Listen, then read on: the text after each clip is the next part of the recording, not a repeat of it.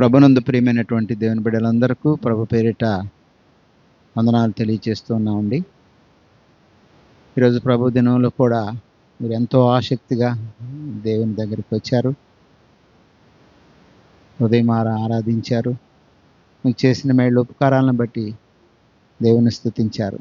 అలాగే మా జీవితంలో కూడా దేవుడు 2024 సంవత్సరం నుంచి, అప్పటి నుంచే కాదండి, దేవుడు మమ్మల్ని భూమి మీదకి అనుమతించిన నాటి నుంచి కూడా నేటి వరకు కంటికి కనుపాప వల్లే కాపాడుతూ ఉన్నాడు.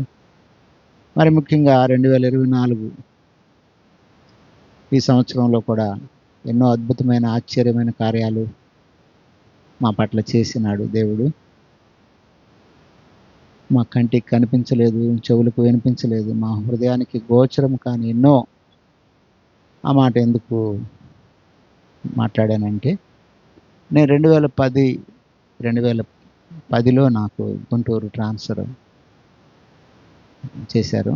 అక్కడి నుంచి ఆ రోజు నుంచి ఈ రోజు వరకు కూడా ప్రతిదినం ఉదయము సాయంకాలం భయంకరమైన జర్నీ.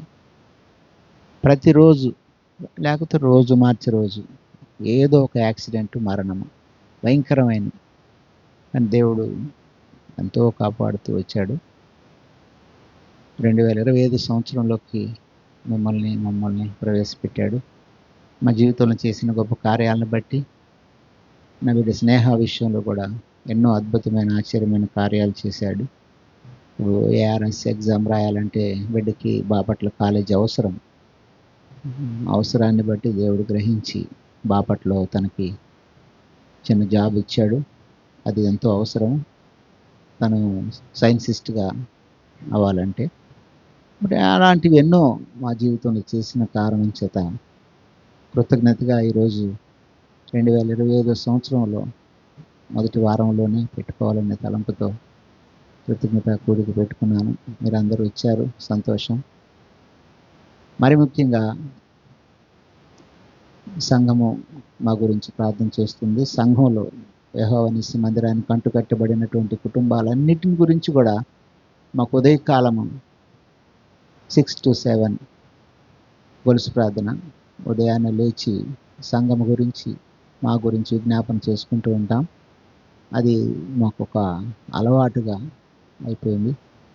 అలాంటి అలవాట్లో కూడా మీరు కూడా ఉన్నారు కనుక చిన్న మనవి ఏంటంటే, మీ కుటుంబ ఆరాధనలో, వ్యక్తిగత ప్రార్థనలో కూడా బిడ్డ జర్నీ గురించి, నా జర్నీ గురించి కూడా ప్రార్థనలో జ్ఞాపకం చేసుకోండి. ప్రతిదినము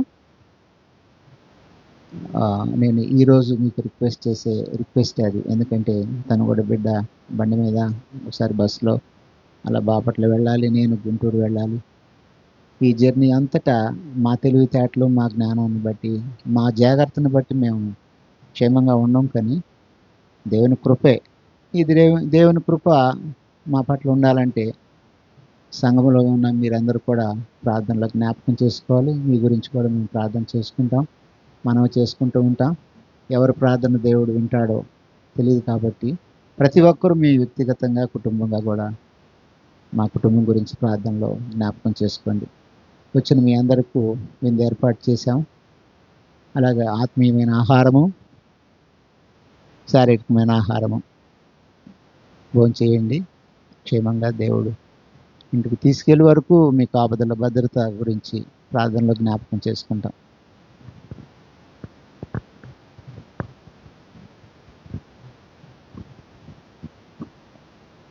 తండ్రి అయిన దేవుని ప్రేమ, ప్రభు అయిన యేసుక్రీస్తు వారి కృప, పరిశుద్ధాత్మ దేవుని అన్యోన్య సహవాసం చేరువచ్చిన మనకు, ప్రత్యేకంగా విలేమన్న కుటుంబానికి సదాకాలము తోడైండునుగాక.